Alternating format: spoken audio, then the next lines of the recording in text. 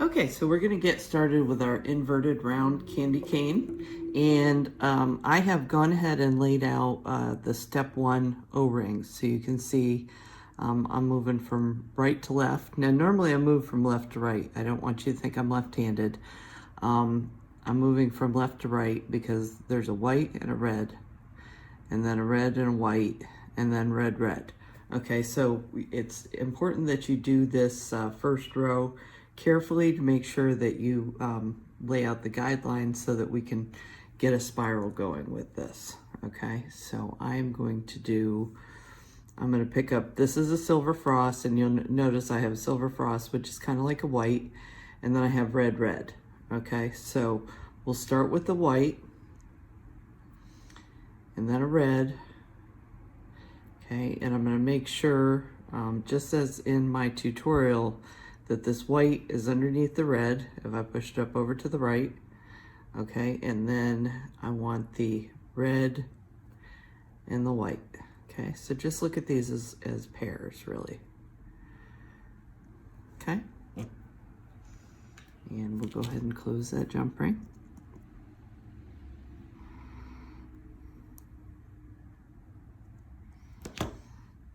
Okay, now I'll move to this next red jump ring. And then both of these rubber O-rings are going to be red. So this one's easy.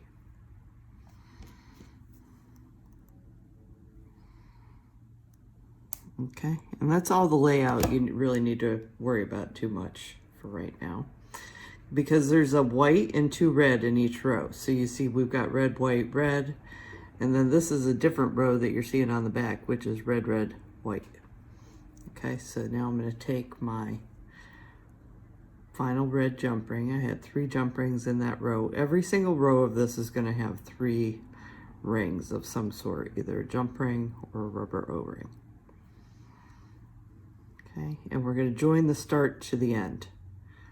Okay, so don't worry if it's a little wonky right at this second. Everything's going to get spread out. We just need to get it connected. Okay, so you can see we've got the red, red, silver frost. And if I lay this out flat, okay, now you're going to see that we start to have a little bit of shape. Now what we're going to do, we've got a triangle now, and these O-rings that are laying on top of the other ones are going to pull up. Okay, and this is going to pull down. So really we've got kind of 3 rows going here already from what we just did. We got here O-rings, jump rings, and O-rings. Okay, so I find that the easiest way to start this and to get myself kind of in sync with how this pattern needs to work is that you can see now that I know where my white is. And so as the white comes around, I want you to see that you can already get a little bit of a diagonal happening here. You see we've got the white, and then we've got the silver frost coming up next to it, and then we've got a white. So we want to keep that white spiraling around the whole time we're going. So each row as I begin, I always want to start on the white, and then everything after that will be red. And that just makes it easy where you don't have to concentrate every row at a time. You'll know exactly what you're doing. So what we're going to need to do, I'm going to bring just some O-rings over here to work with, and some white ones, and then some red ones. I've got my silver frost. Okay, so here's what we're going to do. We pulled this row up, and I'm going to pass through this white, and I'm going to pass through the red. Okay, now you can see, remember I'm doing a diagonal, so that tells me that I've got white here, I've got a white here, and then the white will be over on this side.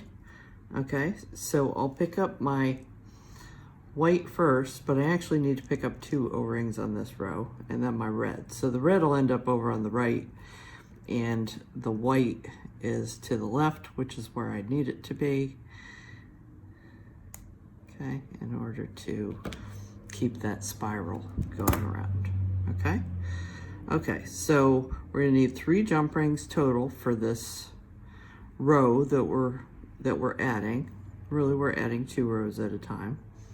Okay, so we've got 2 O-rings, and we've got just 1 jump ring. Okay, so we need to add a jump ring, and when we add our second one, we're going to pass through this white.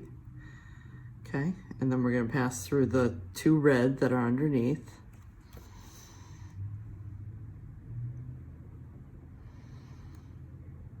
Oops, sorry, forgot to pick up my next O-ring. Okay, so we pass through these 2 red, pass through the white, and pick up 1 more red. And that's the 3rd O-ring in this row that we're adding on to. So you can see we've got 2 jump rings, and we've got 3 O-rings that we've just added. So now I'm gonna let this twist around, okay? And you can see I've got the white, red, red, red. These 4 jump ring or O-rings have not been incorporated into the piece. So what I like to do is I'm going to go down through this red that's closer to me, and then through the red and the white, and then up through the red that's above it.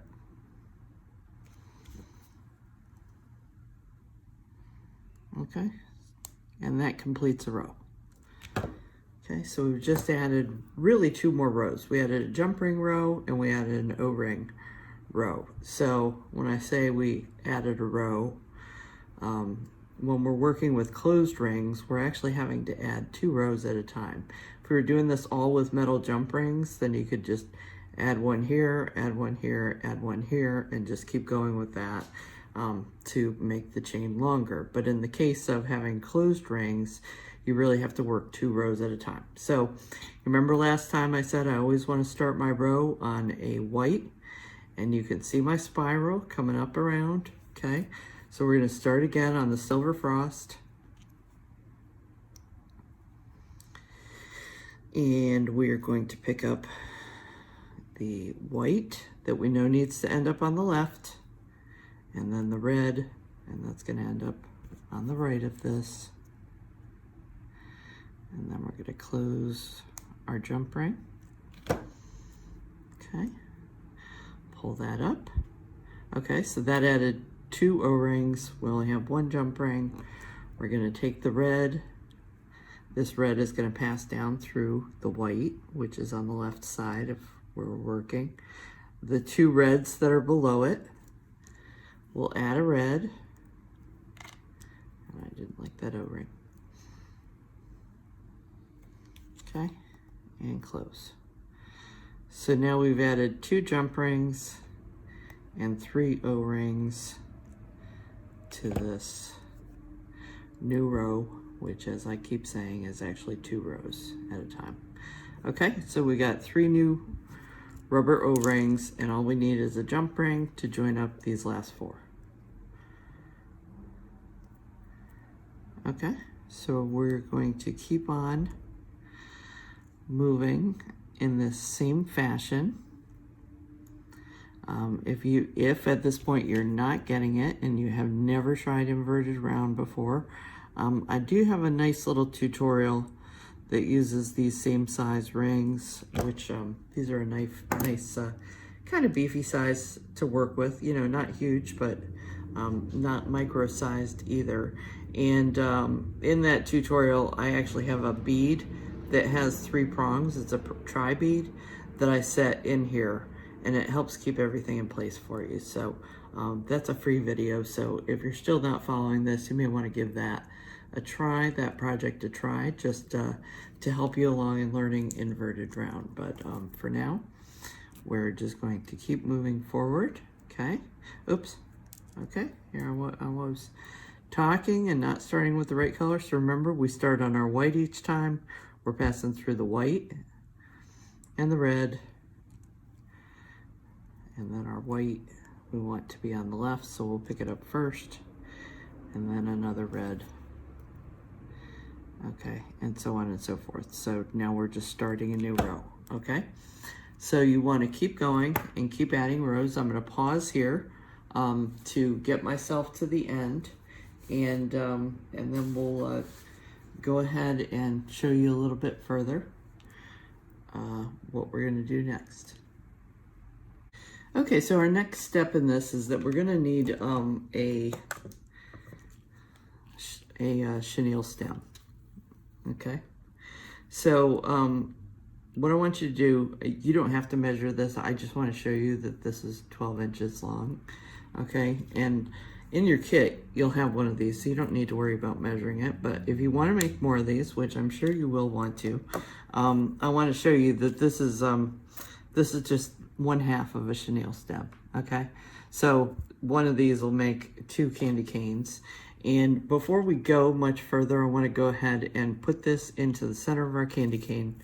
And this is what's going to help us to have a curve in it. So if you don't have a piece of wire on the inside there, you're going to have a nice straight piece of inverted round, but it's not going to make that nice little candy cane curve the way you want it to. So I'm going to go ahead and slide this into here now. Before we go forward, you can just ignore it. It's not going to bother you any. That is going to be what helps us in making that curve later on. Okay, so now we're just going to keep on going. And again, I'm going to start on my white. I go through with the silver frost. I'm picking up a white. Oh, here's all my O-rings over here. A white and a red.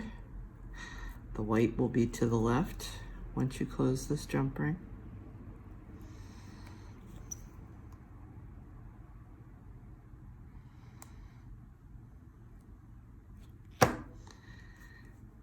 Okay, and now on the next row, we know we want to add a red jump ring, go down through the white, go through the 2 red that are below it and to the left of it. Oops. Pick up another red ring. Things will pop off like that, that's fine.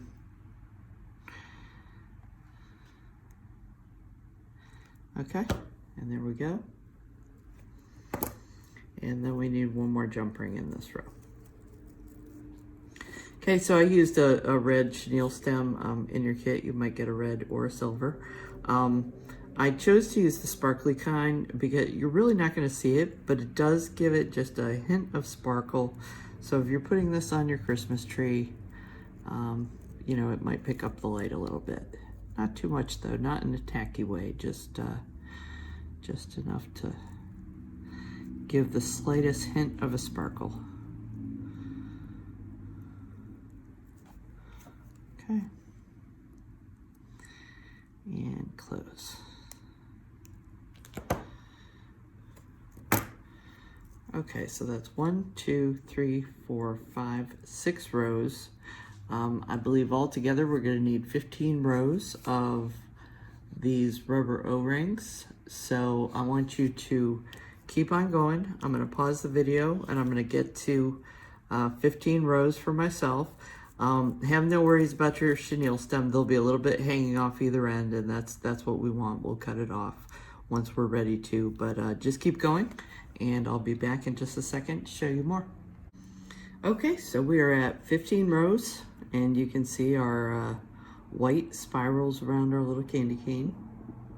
And then you'll also notice now we have little ends of our chenille stem, and the rubber O-rings on the ends, they all want to flip out. So we don't really want that. So now you're going to take your small jump rings, and we're going to just connect all of the pairs together on the end here. Now I might have to open these a little bit more. These are pretty chunky rubber O-rings that we're working with, so you might need to open your jump ring just a little bit more than you're used to when you're working with a 20 gauge jump ring.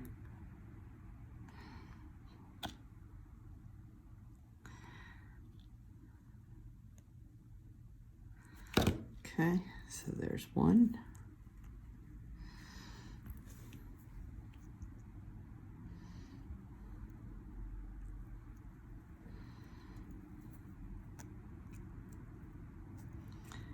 And 2.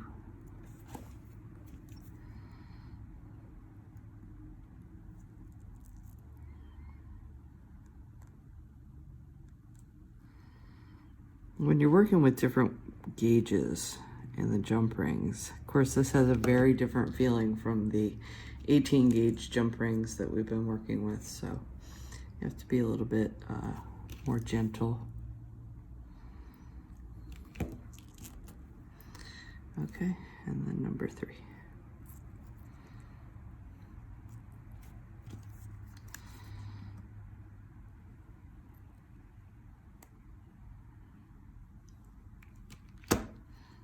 Okay. And now those are going to hold that last row flat, so we don't have to worry about it. Okay, and that's going to just become part of our candy cane. Now I'm going to do the other end.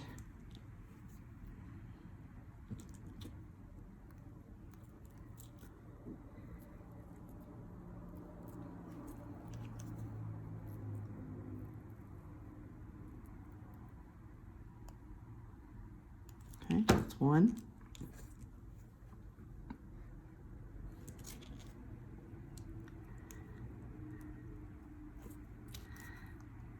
Number 2.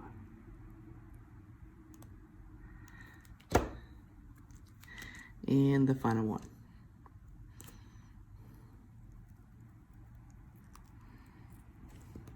Okay, so we're just using smaller jump rings to keep our design in the shape that we want it, because we're not adding any more rows.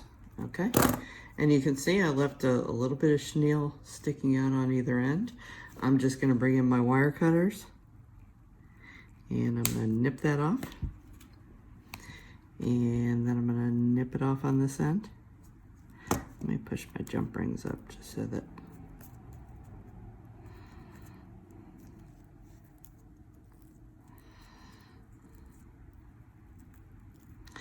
there's real tight up at the top when I nip it off, so.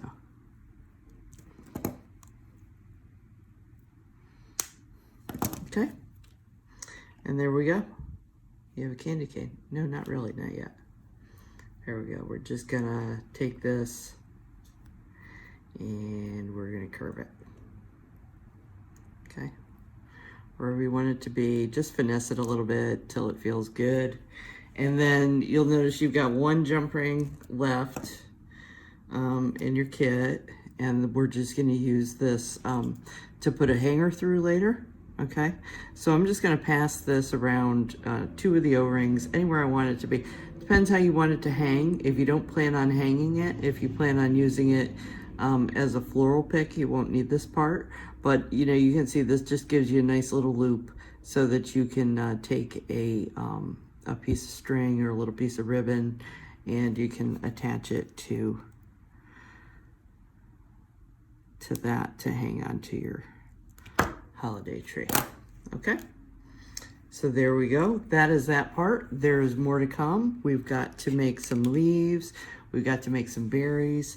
And so we've got the base of our candy cane, and now let's add all the flourishes to it that we're gonna need.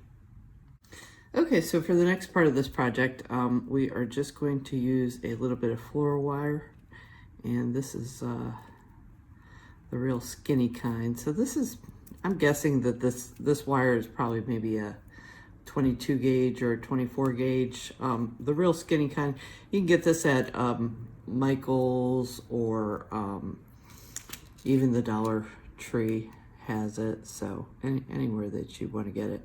And we're gonna need 3 of these, okay? So just 6 inches. And if you have the kit, this is right in your kit for you, all ready to go. You don't need to cut it. It's all cut to little 6-inch pieces. But like I said, I'm sure you're gonna wanna make more of these. Lots and lots more. These are fun. Okay, so I've got 3 of those, and then you see I have these little red beads here. Okay, so all we're gonna do is just take one of our little beads, and I'm gonna fold it in half. Okay, and then just take it. So you see I'm grabbing it where it's 2 pieces, and I'm trying to keep this up at the top. And I'm just gonna start twisting. Okay, this doesn't have to be a perfect science when you do this, because we're gonna cut off a lot of this wire.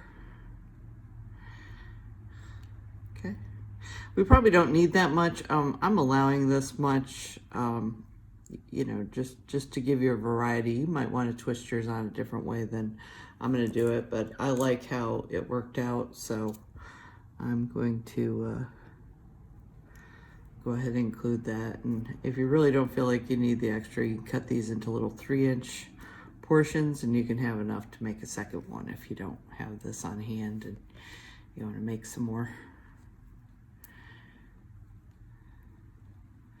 Okay, so just twist those up, and we're gonna need 1, 2, and lost my other piece of wire, 3. And if you are making a bunch of these, I would just do this whole part all at one time. It's just easier to have your little holly berries ready to go, because this is definitely the fastest and easiest part of this whole project to do. Okay, now once I have all 3 of these, I'm going to take them and however they're laying, and I am going to twist all these 3 together. Okay, so that makes my wire a little bit thicker and just one piece. So to start making our little wired embroidered folk art ivy leaves, the first thing you want to do is cut a 6-inch piece of wire. This is a green wire. You can easily use floral wire, so if you have that around, that is just fine. And you'll notice that I put a little curl in here. I'm going to take it a little bit further, and then I want to bend it back. Okay, so I'm going to show you that from the start. Okay, so you take your piece of wire, and I'm using Xuron round nose pliers. They're really nice and small, so they work very well for this. And I am just going to create a loop, and I want that loop to overlap. And the reason I want it to overlap is that we are going to be running thread through there. And so in order to hold things the best, and I maybe made that one a little bit big, I might kind of try and tighten it up a little. Okay, so so we've got our little 6-inch piece of wire. I like this loop a little bit better, so I'm going to use this one. And I have my cutout leaf. This is a die cut that I did just using craft store felt, nothing fancy. I actually think the cheaper felt is probably better for this because it's a little raggedy and almost ready to fall apart and very thin, and I think it ends up looking like handmade paper when you're done. I'll show you. The very first one I did was kind of a color on color, and you can almost see through it, and it's real loose and natural looking, and has a good effect to it. So anyway, the paper tray die cut that I had has little it's a sew on, so it has these little cutout dots in it, so all of them usually don't pop out. So I like to poke my needle through, and you can see the little bits a lot of times will fall off. You don't have to do that. It's not really that important that you have that little row of dots in the center, but since they're there, I'd rather know where they are so I can kind of utilize them while I'm sewing, and you know, fill them in a little bit. Okay, so the next thing we're going to do, this was from my last one. I had some leftover thread here, so I'm going to take the thread off my needle, and I've cut 30 inches of embroidery floss. Okay, and I'm going to take this embroidery floss and divide it in half. I'm only going to use 3 strands. And if you learn to do any embroidery, I'm still very beginner at it, but if you learn to do any embroidery, you're going to find out that they tell you this a lot, that you're usually not even using all 6 strands that come on floss skein, you're usually using either 2 strands or 3 strands or whatever you need for that particular stitch.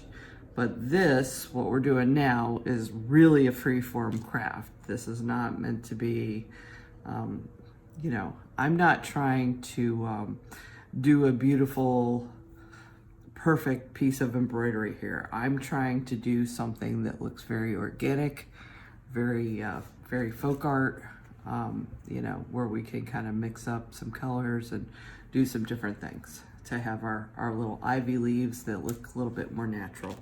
Okay, so I'm going to take these 3 threads that I just got together, and you saw I was very careful as I was pulling those apart. It can easily get tangled. 30 inches is a pretty good size piece to be cutting. When you do embroidery, you tend to work with smaller pieces, I've noticed, and that's probably a big reason why, is so things don't get tangled. This is typically, I'm a beater and a chainmail artist, so for me, you know, typically I'm not working with threads that tend to get knotted up and tangle a lot, so that's why I'm just warning you to move a little bit slower and be a little bit more careful with what you're doing here, because these can tangle and create a little knot. So I'm going to go, I'm just making a knot on the end of this. I'm going to go through either 3 or 4 times, and I want to keep pushing my knot down. I want to keep it as close to the end as possible to give myself all the thread I can, although the 30 inches has been very generous for what we're doing here. Okay, I paused the camera there just for a minute because I had forgotten my my cutters to cut off the thread, and I do like to cut it off now. You can see I just only left a little tiny bit there.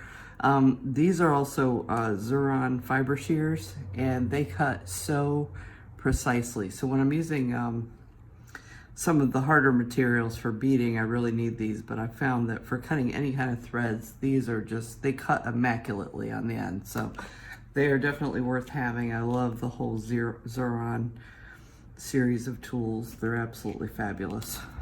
Okay, so here is our little ivy leaf. And you'll notice there's not much difference from side to side, and if you do this backwards, it's not really that big a deal. But this side comes a little bit more to a point, and this side is a little bit flatter. Okay, so I've been doing mine where this is the outside and this is the inside.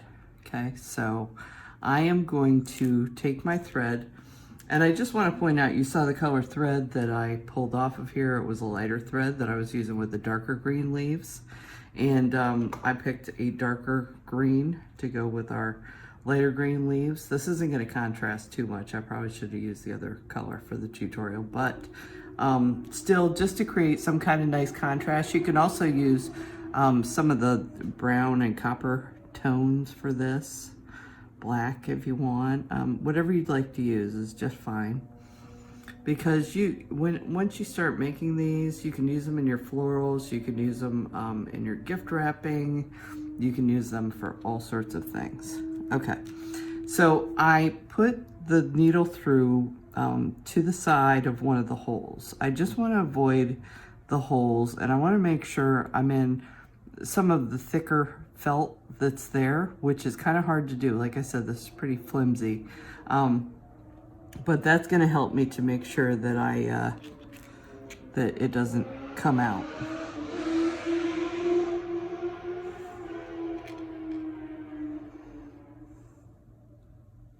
Okay, and I'm going to put the loop on this side where the knot is, and then maybe I can tuck the knot under. If you put it on the other side, it's really not a big deal. You see, I'm just pulling my thread through, and I'm pulling it through the loop. And I want to, the first thing I want to do is do a couple stitches just around this loop to kind of hold this start in place. So I'm just going to go up here once, and then I'm going to come back in through the loop.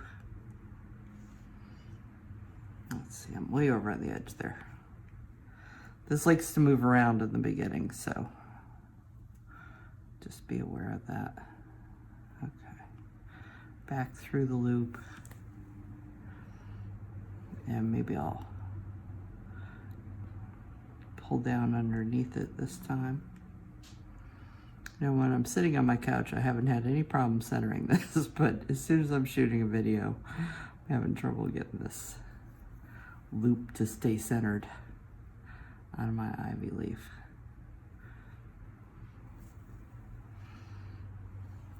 I'll go back up through the top just because I feel like it needs it. Just want to get this secured. Basically what we're trying to do this whole first section is we will be trying to cover up the wire that's in here. Okay, and this time come through here, and now I'm going to start down. So I'm going to come down here. Okay, and you can see I'm on the left side of the wire, and then I'm going to come up out the right side, then I'm going to go to the left. Now this is where I kind of use my holes that are in there.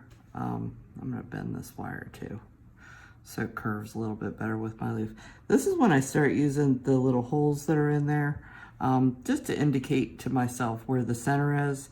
And I also tend to do a stitch, like this one is going through a hole, and then the next one that I do will be between holes, and then the next one I do will be through a hole.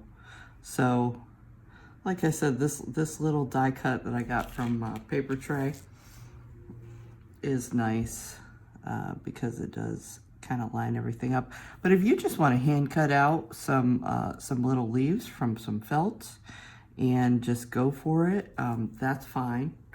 And you'll notice sometimes I'm missing the hole, and then sometimes I go straight through the hole. Doesn't matter, but I wouldn't go through the hole both times. Okay, so now you see we're moving along. And mainly you see I'm pulling the thread really quickly, but that's just because I feel like I've gotten to the point now where I'm comfortable with it. And, you know, I will feel if I get a kink. So again, I'm between the holes. I can see a little hole down here. Okay, so I'm on it between the hole. This kind of keeps my stitches semi-lined up. Not perfect, but I don't want it to be perfect. I want this to look organic.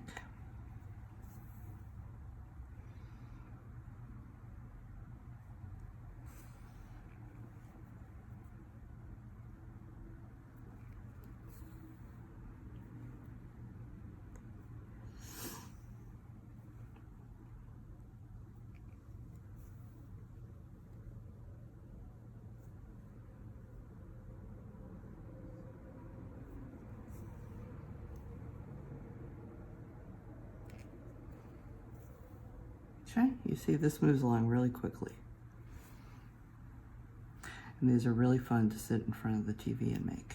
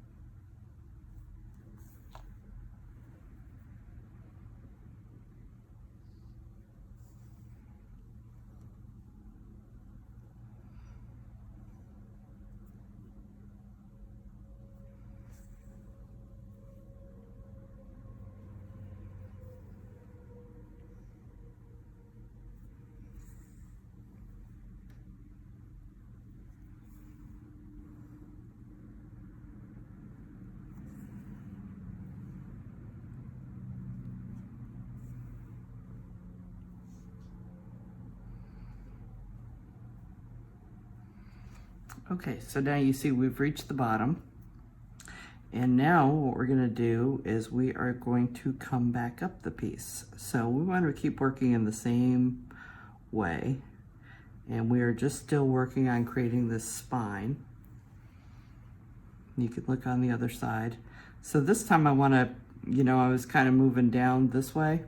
And now this time I might want to make that, you know, so it's going to end up being more, more like cross hatches. So let me get one more over here just to really tuck this bottom piece in. And then I'm going to come out just a little bit. I'm staying on the same side.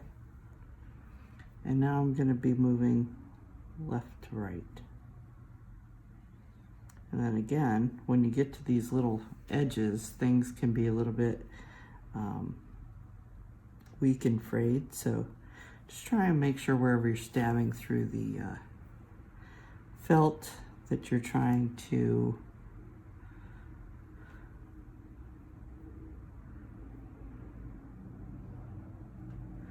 get it through a certain amount of thickness. Okay, so it's just making that part thick. Now I'm going to start coming up from left to right again, but I'm moving like up in that direction. And that's going to create a little bit of a crosshatch on the back. Okay, see, so I'm moving up this way now. And if you want, you could do it on the back. You don't have to keep working on that side we were working on. You can come over here. And like I said, the whole point of this is just to kind of cover up the wire, really attach it so this thread is sewn around, embroidered around the wire to kind of hold everything in place.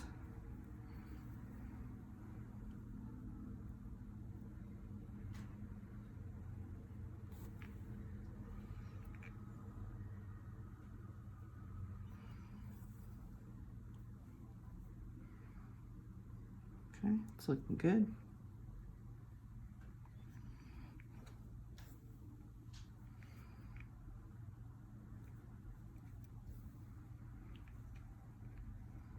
And you can see this is moving along pretty quickly.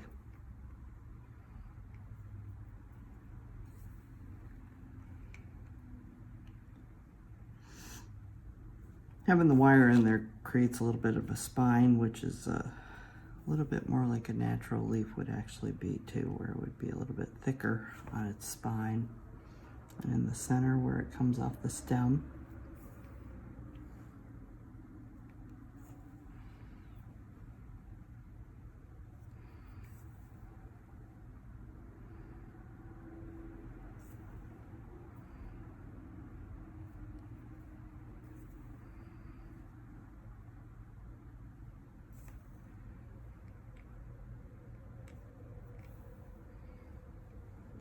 Okay, so now I'm getting up towards the top. So now I do want to flip it over so I can see this little loop. And I can also see where my knot was. So I'm going to try to, I'm going to come through here. I'm going to try and pass through the actual knot itself. Basically so I can pin that down.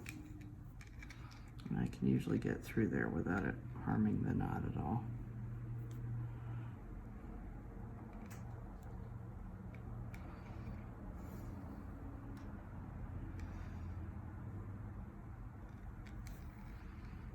See a little bare piece of wire there, so I'm just covering that up. Okay, and then don't have much to work with up here at the top, but I do need to be coming out here. Okay, so now we're going to start a different section of this. Okay, you can see we've done our whole spine. Okay, just looks like a spine on both sides. We've covered up the wire. You don't even know it's there. And now what I'm going to do is come down. I'm going to come down a fairly significant amount and then like I said, you want to be careful not to be too close to the edge, because you could actually pull right out of the felt when you're doing this. Okay, so you see I was coming out the top and I went underneath and came up through the bottom. And then I've got a loop here, and I'm just gonna pass through this loop, this little blanket stitch, okay? And I'm gonna make these kind of big. I'm gonna go all the way around the leaf like this. And I make mine kind of big. You see, I pulled it all the way.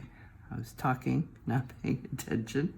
Okay, but I can still get through it because I'm making these great big stitches. And even when I get to the point, you don't want to be all the way out on the point because you don't want the felt to break away.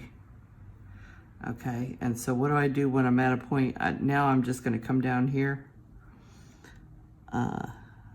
about here, okay? And when I pass through the loop here, I'm just going to let this thread fall up underneath, okay? So you'll see more thread on one side than the other, but see how it just crosses that point? Not a big deal, okay? And then come down here. Like I said, we're making these big and sloppy. This is, you know, I'm trying to get that, you know, folk art handmade look to these. So I don't want them to be precision. If I wanted them to be precision, I probably would have gone through and made little marks all through my piece to make sure my little stitches were just perfect, or done really tiny stitches, but that's not what we're doing here. I like these little loops that we get around the outside. And an actual leaf would not be perfect.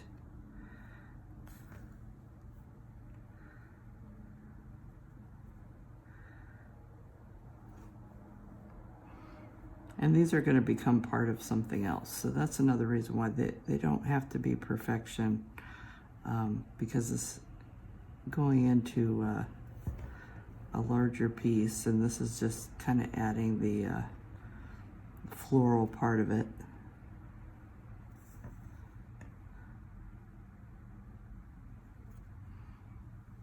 Okay, you see I'm almost halfway down this. You see how fast this goes, so it doesn't really take any time at all to make these. I haven't timed myself, so I guess when I get to the end of this video, I'm going to find out exactly how long these take to make. Okay, so now we're kind of at the point where we're going to be crossing. So I'm going to actually cross. I'll show you what to do around the wire. I'm crossing underneath again, and I'm going to pass through above the wire to grab my loop, and that'll just come across here. That's fine. Okay, and you know, because I'm so close to it, I've never done this before, but because I'm so close to the wire on this stitch, I'm going to bring that whole little pull section down underneath, because I feel like I could see my thread a little bit better that way.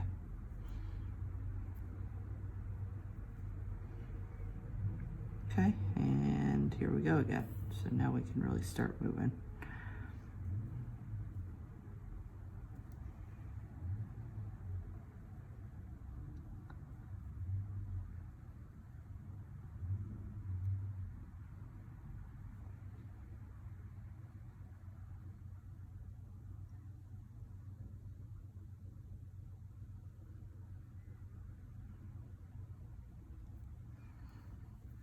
I think when I was passing through my thread, I got a little knot here. Not sure why this is stuck.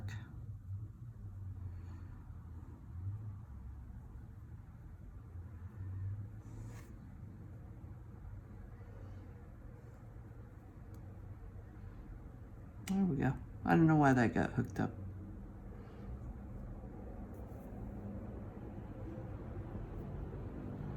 Okay, and again, we're at one of these points. So, I actually flipped it over when I did that. So, remember, it's gonna stay underneath.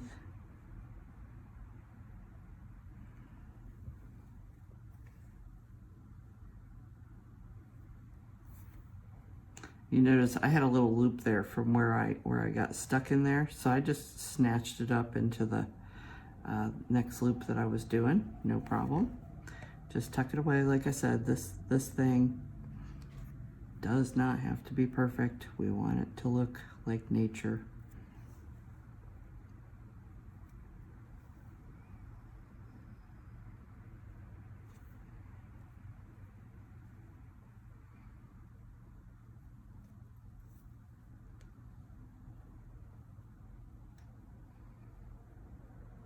Okay, went around another one.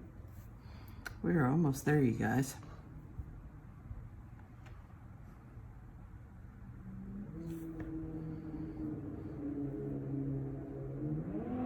Okay, so we're just going to continue all the way up the piece, and when we get to the end, we are going to knot this off, but we're going to try and do it in such a way where we hide all the knots away, so you're not really going to see them. It's just going to become part of the spine. And while we're doing this, we can maybe tack some things down. Okay, I think I'm just going to come up through the center of the loop again, and then what I like to do is just pass through one of these little sections here, and I will pull it up through, and I'm just going to do a half hitch knot. See, I'm just going through the loop one time, that's it. Okay, and I'll come down a little bit, and I'll do another one. Okay, and then what I like to do is just pass a couple more times through the work, wherever I can, wherever it's like convenient to do it. And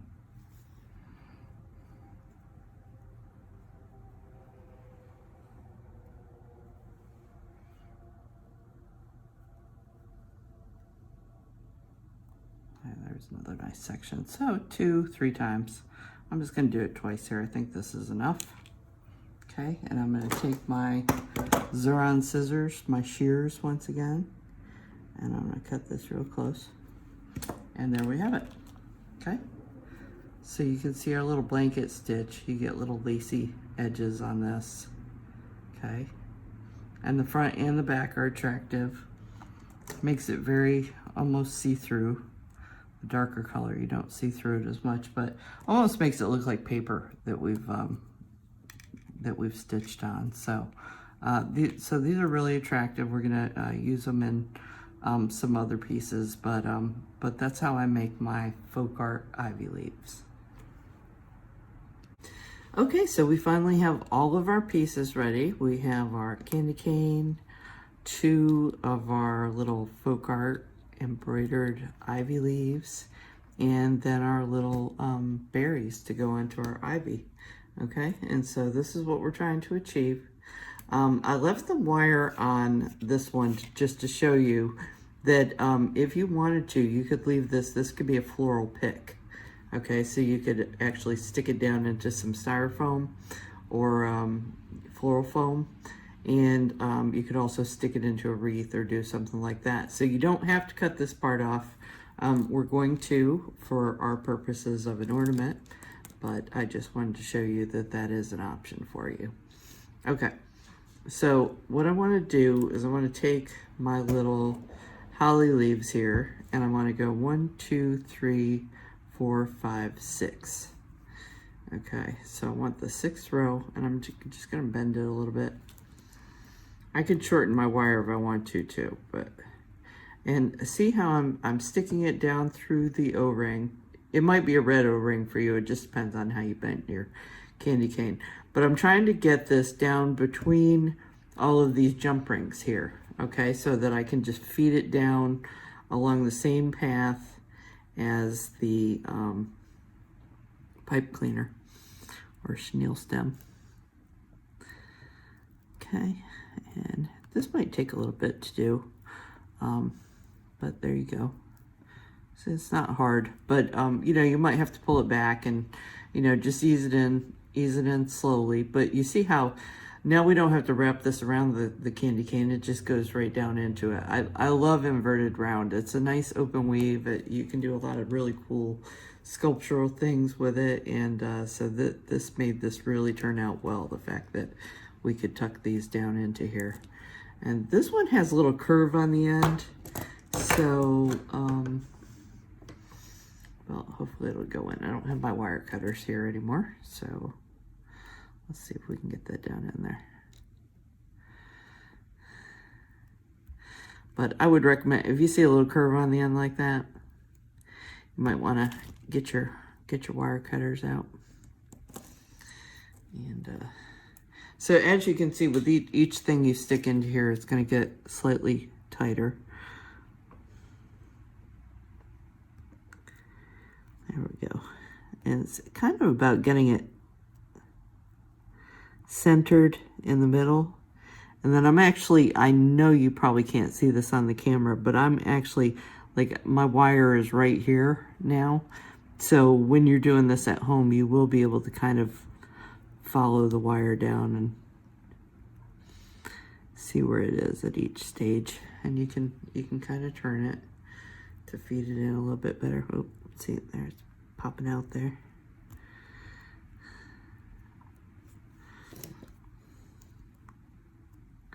Since it wants to come out, I'm just gonna push it back down in there. See if I can get it through this next row. So see, it takes a little bit of doing, but it will eventually go all the way in for us. Like I said, I probably should have fixed that spot before I started, but there we go. Since I'm shooting a video, I didn't want to stop and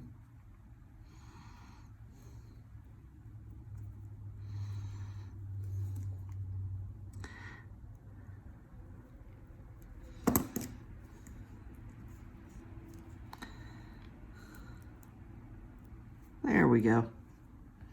Let's see, it's coming out the bottom. Okay, and once it's coming out, you can pull it from down here. Okay, so that's not a problem. Okay, pull that down. Probably need to pull the other one down. Okay, and get these situated. Okay, so now you can see how we ended up with this at the bottom. And like I said, this could stab down into something, but we'll probably just cut it off here. And then we're getting ready to put our berries on. Okay, so now we really will want to cut this down before we try and pop it in, because this will be way longer than we'll possibly be able to feed it in. You saw how tight that was all getting. Okay, so I'm going to cut that off, and then I'm just going to squeeze it between some pliers and try and squeeze that together and flatten it out a little bit. Okay, so leave yourself a little bit, but not too much. And then we're going to try and pop that down into there. Okay, see, it went. Now if you get it as far as you can kind of go with it, and you know your berries are all over the place, you can just simply see how I just push these down, and now they're really where I want to be. So having a little bit of extra wire here is not visibly going to be a problem. Okay, so now we have our little holly leaves and our little berries. We have our hanger up here for turning this into an ornament. You know, we'll just take a piece of string or something, and I'll just show you with one of these. Just take a piece of string or pretty ribbon or something, pass it through there as a hanger. And then for this bottom part, I think you've got two choices really. I mean, it's probably fine if you just cut it off, but if you want to, you can kind of bend them off to the sides. You could create little loopy curls at the bottom if you wanted to. So if you wanted to just take some round nose pliers and kind of make loops like wire wrappers do, you know, you could do that kind of thing. But I think what I would prefer to do is I'm just going to cut this off, leaving just a little bit. Okay, and then leaving just a little bit over here on this side. And I'll take my round nose pliers and I'm just gonna curve that around, curve that around the O-ring, okay, so that it's kind of locked in place there. It's not gonna be able to move. And I'll do the same thing with the other one. I'm just gonna curve that in, okay? And now it's in there, all right? So we now have an adorable candy cane to hang from our tree. There is some wire, you see there's some open loops and stuff like that there. If you wanted to put a little mini tag with somebody's name or something like that, you could certainly keep adding to this. But, and you know, these can be bent, so you can put them in any position that you like it the best, wherever you feel like it's hanging the best. And I probably could have had both ivy leaves sticking off to this side if I preferred that too. So there's a lot of options here and you can have a lot of fun, but I hope you really enjoyed this project. I really love how this turned out. I've had just the plain old candy cane available as a kit for years, and it was just a little thing to teach people how to do inverted round, but I'm really excited that I added on to this because I think now it's really a super cute ornament that'll make a great gift for the holidays and look just awesome on your tree. So I hope you enjoyed this. Be sure to like and follow me on YouTube, and you can find this kit at beadmeastory.com. Thanks so much.